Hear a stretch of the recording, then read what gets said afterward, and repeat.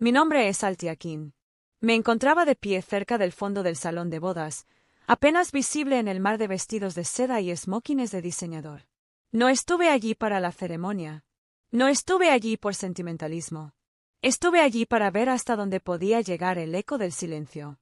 Era el gran día de mi hermana y ni siquiera estaba en el programa. En el cartel que indicaba el lugar en mi mesa estaba mal escrito mi nombre, Althea King, un error tipográfico que decía todo sobre lo mucho que se preocupaban.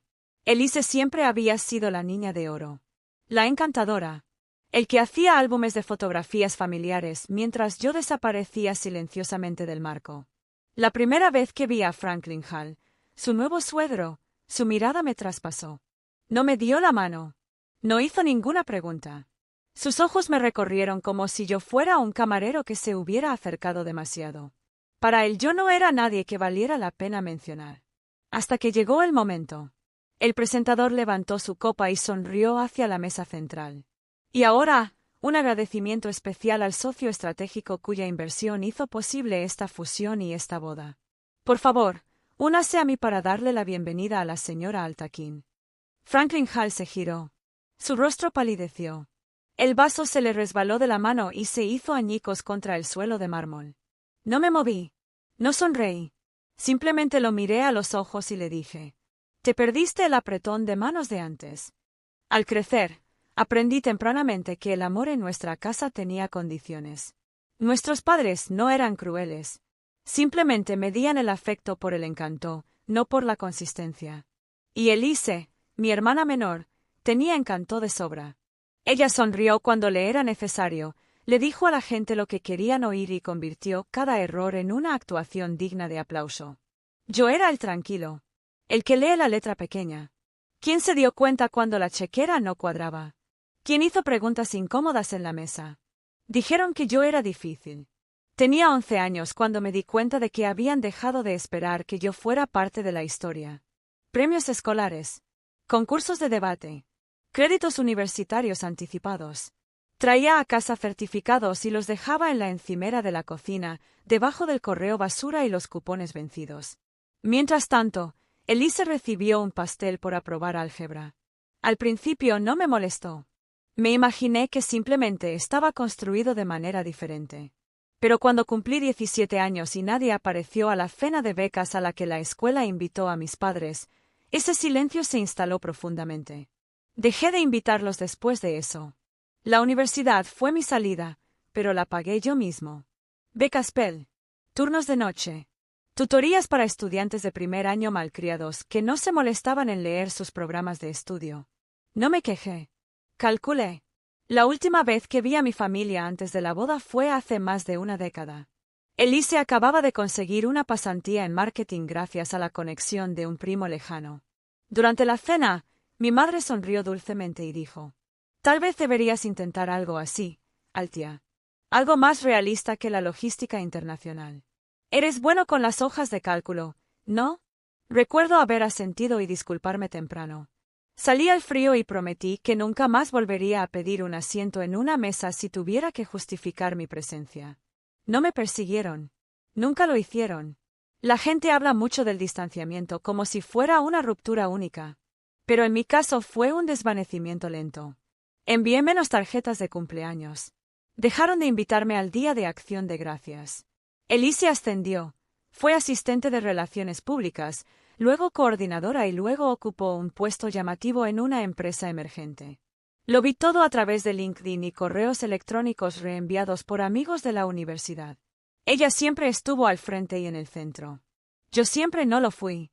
No me preguntaron qué estaba haciendo y no les ofrecí nada. De esa manera estaba más limpio. Pero nunca dejé de construir. Mientras Elise elaboraba publicaciones en redes sociales sobre los viernes de bagels en la oficina, estaba aprendiendo cómo desviar una línea naviera en crisis a través del Canal de Panamá durante una huelga laboral. Aprendí a negociar contratos de combustible en mercados volátiles. Aprendí cómo convertir nuevas empresas navieras en quiebra en empresas medianas rentables en menos de 2 años. Nadie en mi familia sabía que cuando tenía 35 años, había fundado Marine Ventures, o que tenía oficinas en Boston, Singapur y Rotterdam. o que mi empresa había adquirido recientemente una participación controladora del 48% en Hal Marine. La misma compañía Franklin Hall había pasado 2 décadas. No me preguntaron y no lo dije. Creyeron que había desaparecido. Pero no había ido a ninguna parte. Había dejado de responderles a personas que en realidad nunca me vieron. Nadie me preguntó nunca cómo sobreviví después de dejar casa. Nadie me preguntó dónde vivía, quién me ayudó o si alguna vez me enfermé, sola. Eso es lo que pasa con ser invisible en tu propia familia. Aprendes a dejar de esperar preguntas y empezar a construir respuestas. Me mudé a Baltimore después de la universidad. No era glamuroso, pero estaba cerca del puerto. Eso importaba. Acepté un trabajo en una empresa de logística de envíos donde los horarios eran brutales y los jefes no recordaban tu nombre a menos que algo saliera mal. Fue perfecto porque no necesitaba elogios, necesitaba información. Pasé 2 años en el nivel más bajo, procesamiento de manifiestos, códigos de seguimiento, rotación de almacén, auditorías de inventario de campo, en un clima que te dejaba en carne viva. Y tomaba notas. Siempre sobre sistemas, ineficiencias, interacciones sindicales, lagunas legales de los clientes. Observé cómo el dinero se movía en silencio y cómo las empresas perdían valor porque nadie quería cuestionar el proceso. Fue entonces cuando lo vi, el fallo en la escala. Las grandes navieras creían que cuanto más grande, mejor. Buques más grandes, puertos más grandes, mayor control. Pero los hizo torpes y vulnerables. Entonces, tomé todo lo que aprendí, descarté cada olor que tenía y comencé Marine Ventures en un departamento alquilado de una habitación en un edificio que olía a cloro y cucarachas. Mi primer cliente fue un pequeño operador desesperado de Nueva Escocia que acababa de perder un contrato importante después de un retraso en la temporada de hielo. Reconstruí su sistema de enrutamiento utilizando datos de modelos meteorológicos y optimicé los tiempos de respuesta.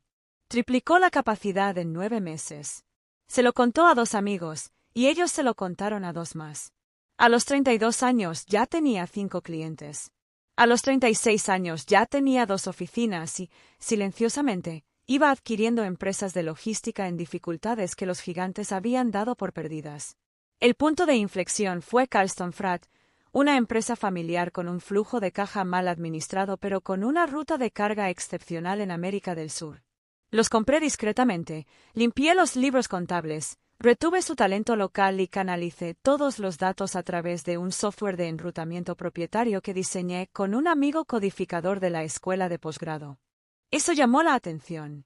Hal Marine fue una de las empresas que estaban observando. No sabían que era yo, por supuesto. Trabajé a través de sociedades fantasma, fideicomisos offshore y cortafuegos legales limpios. Cuando Hal inició las negociaciones para ampliar su presencia en el Atlántico, no se dieron cuenta de que su nuevo socio de capital estratégico era Marine Ventures, la empresa que ahora tenía una participación controladora indirecta en 3 de sus subsidiarias auxiliares. Fue hermoso porque significaba que no tenía que rogar por reconocimiento. Podía comprar la mesa sin hacer ruido. Aún así, nunca planeé volver a cruzarme con Elise. Supuse que se casaría con alguien elegante y sin alma del brillante mundo de Manhattan, y que ahí terminaría todo. Pero entonces el nombre de Hal apareció en mi escritorio. Me quedé mirando el expediente de diligencia debida durante mucho tiempo.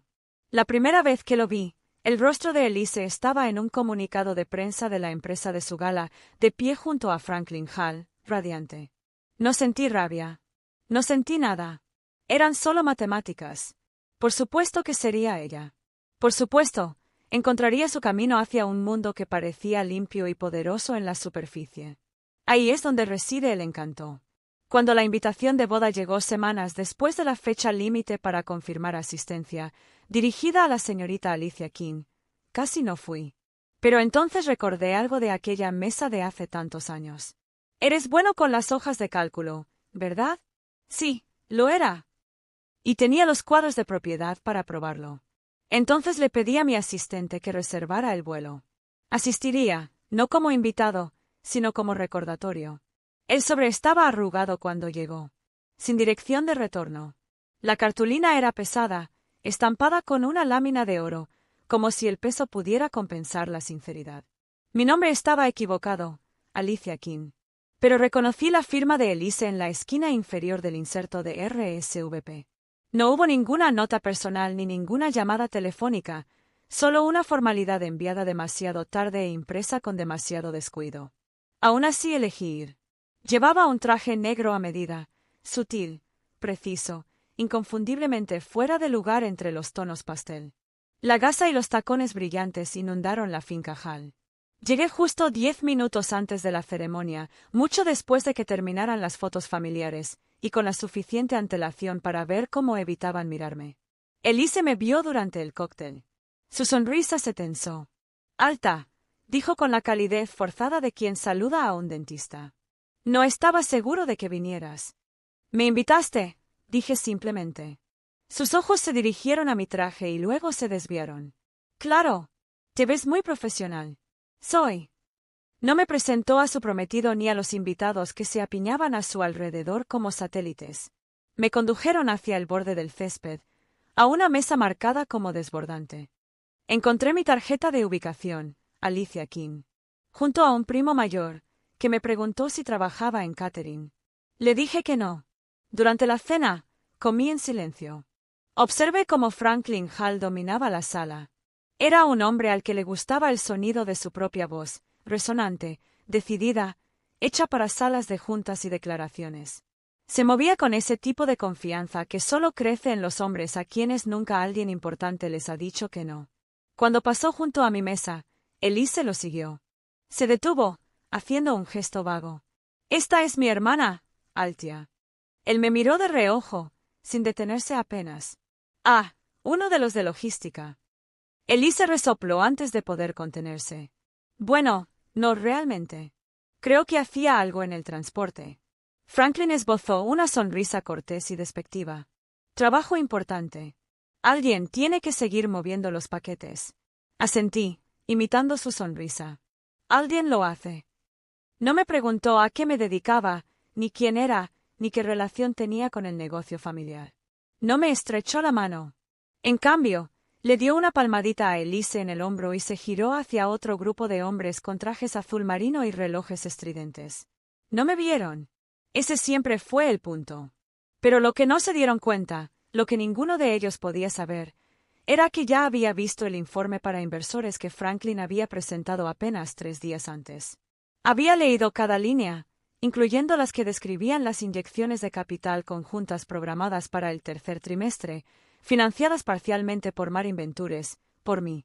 Mi presencia en esta boda no fue simbólica. Fue estratégica. Un discreto signo de puntuación al final de una frase larga y deliberada. Cuando el MC tomó el micrófono, mi copa de vino todavía estaba medio llena. «Y ahora», dijo alegremente, una palabra de agradecimiento a la persona cuya visión y recursos ayudaron a hacer realidad esta notable unión, tanto personal como profesional. Forks se detuvo en el aire. «Únase a mí para darle la bienvenida a la fundadora de Marin Ventures, la señorita Altia King».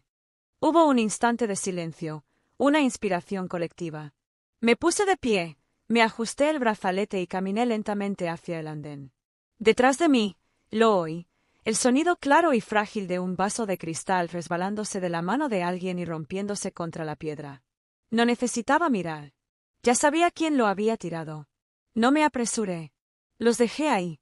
El ruido del cristal no había terminado de resonar en el suelo de piedra cuando llegué al borde del escenario.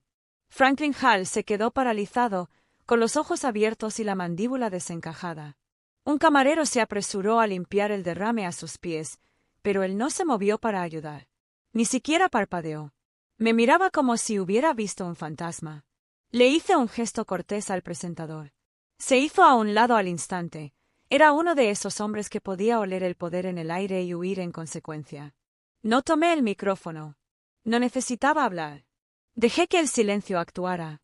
Frente a mí estaba sentada toda la familia Hall, la junta directiva de la empresa, sus inversores privados, los nuevos suegros de Elise, todos vestidos como la realeza, ahora moviéndose incómodamente en sus sillas. Vi a Ruby, la matriarca de Hall, darle a su marido una mirada penetrante, como si estuviera tratando de determinar qué diablos estaba pasando y si se podía convertir en algo aceptable. A su derecha, Elise estaba sentada con su nuevo esposo. No se había levantado. Tenía las manos cruzadas sobre el regazo, agarrando la servilleta como si eso le impidiera el temblor de los dedos. Evitaba mirarme a los ojos. Me quedé quieto el tiempo suficiente para que el peso de mi nombre se asentara adecuadamente en la habitación. No tardó mucho. En el ámbito corporativo, Marin Ventures era conocida. Discretamente, sí, pero conocida. No publicamos comunicados de prensa. No patrocinamos torneos de golf ni publicamos nuestros logotipos en contenedores de envío. Contenedores. Pero teníamos una reputación. Implacablemente precisos, quirúrgicos en la adquisición y reposicionamiento de cadenas logísticas en dificultades para convertirlas en activos eficientes y rentables. El tipo de reputación que hacía sudar la gota gorda a algunos hombres al darse cuenta de que no habían leído la letra pequeña de sus propias tablas de capitalización. Lo vi suceder en tiempo real. Los labios de Franklin Hall se movieron lentamente mientras lo procesaba. King. Marin.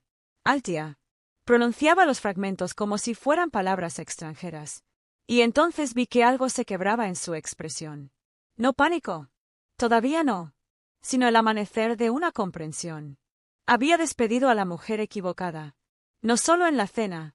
No solo en la boda. Sino en las salas de juntas, en los memorandos a los accionistas, en las reuniones estratégicas privadas, donde se refería a mi empresa como el capital silencioso. Había estado en silencio, no invisible. Me retiré del escenario sin decir palabra y volví a mi asiento. Los invitados aplaudieron con vacilación, luego con más confianza, sin saber si se trataba de un anuncio o de una advertencia. Franklin permaneció de pie. Ruby tiró de su brazo, intentando bajarlo discretamente. No se sentó. Me miró durante todo el camino de regreso a mi mesa. Y ahora, se movió. Él dejó la mesa principal y se acercó a la mía. Esa sonrisa corporativa ya se extendía por su rostro como un parche demasiado pequeño para cubrir el agujero que había debajo. Señorita King, dijo con la voz un poco demasiado alta y un poco demasiado suave. No tenía idea de que te unirías a nosotros esta noche. Levanté ligeramente mi copa, no para brindar, sino en señal de reconocimiento. Fue una decisión de último minuto. Ah, bueno, nos alegra mucho que hayas venido. Encantados. Miró a su alrededor como si alguien pudiera salvarlo de la creciente tensión. Nadie lo hizo. Yo. Se aclaró la garganta. Les agradecemos su colaboración. Les agradecemos profundamente. La reciente expansión, bueno, no habría sido posible sin Marin Ventures. Y pensar que, también con la familia. Es la guinda del pastel. Incliné la cabeza. Eso es lo que soy ahora. Familia. Sonrió, pero su sonrisa vaciló. Por supuesto. No parpadeé. Qué curioso. No me sentí así antes, cuando me confundiste con un empleado de transporte. Abrió la boca, pero no salió nada. Elise apareció a su lado. Estaba pálida. De esa palidez que no es solo vergüenza, sino exposición. Altia, dijo con cuidado, no lo sabía. ¿No sabía qué? Pregunté. Ella tragó saliva. Que eras Marin. Que habías construido algo así. Casi me reí, no porque fuera gracioso, sino porque era absurdo. No preguntaste. Ella miró hacia abajo. Me recliné en mi silla. No te preocupes, Elise. Has construido una vida maravillosa. No estoy aquí para interrumpirla. Franklin se aclaró la garganta otra vez. Quizás deberíamos buscar tiempo para hablar sobre futuras oportunidades. Creo que hay muchos puntos en los que podríamos coincidir. Lo miré como se mira a alguien que acaba de darse cuenta de que su techo lleva años teniendo goteras. Le pediré a mi equipo legal que programe una revisión, dije. Pero te sugiero que primero revises tu propia estructura accionarial. Puede que la alineación no sea la que crees. Y así, sin más, la máscara corporativa se desprendió. No del todo, pero lo suficiente como para ver el miedo que se escondía debajo. No solo estaban avergonzados. Fueron expuestos. Me disculpe antes del postre. La música se reanudó, forzada y quebradiza. La risa intentó regresar a la habitación, pero tropezó con su propia incomodidad. Salí solo por la entrada principal, sin mirar atrás, porque no tenía nada más que demostrar. No me escabullí silenciosamente. Entré directamente por la gran entrada, del mismo modo que había entrado, desapercibido, luego inolvidable. Ahora. La música había regresado, frágil y fuera de lugar, aferrándose a los rincones de la habitación que aún no se habían recuperado del silencio que había dejado atrás. Algunos invitados me miraron mientras pasaba, con expresiones entre curiosas y incómodas. No sabían lo que acababan de presenciar, pero sabían que importaba. Y eso era suficiente. Afuera, el aire nocturno era fresco. El viento traía el olor de la bahía. Sal, petróleo, acero. El imperio del transporte marítimo brillaba tenuemente en la distancia. Muelles repletos de contenedores, como si fueran pilas ordenadas. Había estudiado esos muelles. Había auditado sus contratos. Sabía hasta qué punto se había extendido la podredumbre bajo la superficie. No lo hicieron, pero lo harían. Un sedán negro esperaba en la acera. James, mi conductor, abrió la puerta sin decir palabra. Él sabía que era mejor no preguntar. Esta no era una noche para conversar. Mientras me deslizaba hacia el asiento trasero, eché un último vistazo a la finca a través de la ventana tintada. Casi esperaba que Elise saliera corriendo. Quizás para disculparse. Quizás para soltar algo sentimental. Pero nadie lo siguió. Ni ella. Ni Franklin. Ni una sola alma. Porque ahora no sabían qué decir. ¿Cómo hablar con alguien cuya existencia has pretendido durante años no tener? ¿Cómo afrontar un nombre que intentaste olvidar una vez que controla tu futuro? La verdad es que no vine aquí para ser perdonado. No vine aquí para arruinar una boda. Vine porque necesitaban saber, finalmente, innegablemente, lo que se habían perdido. No es que simplemente me habían pasado por alto. Me habían calculado mal. ¿Y gente como Franklin Hall? No se recuperan bien de los errores de cálculo. Elise seguiría adelante con su matrimonio, con sus fotos pulidas y su nuevo apellido. Franklin probablemente intentaría renegociar los términos en la sala de juntas para reafirmar el control. Pero ya era demasiado tarde. Se firmaron las acciones. Se estableció la influencia. Marin Ventures no estaba en la mesa. Nosotros éramos dueños de la mesa. Y leerían ese nombre, mi nombre, en cada informe, en cada propuesta, en cada decisión futura. No porque los obligué, sino porque firmaron los papeles antes de pensar en preguntar quién tenía la pluma. No necesitaba aplausos. No necesitaba reconocimiento. Solo una salida limpia. Y el eco de mi nombre detrás de mí.